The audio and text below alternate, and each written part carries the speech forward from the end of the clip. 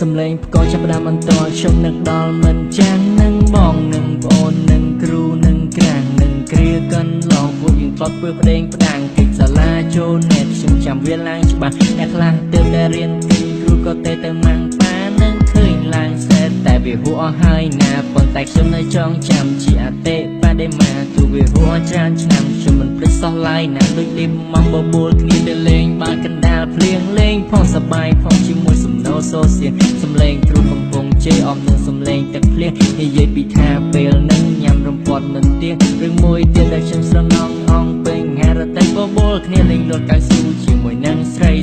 លេងប៉ូលីសចាប់ចោលហើយនឹងលេង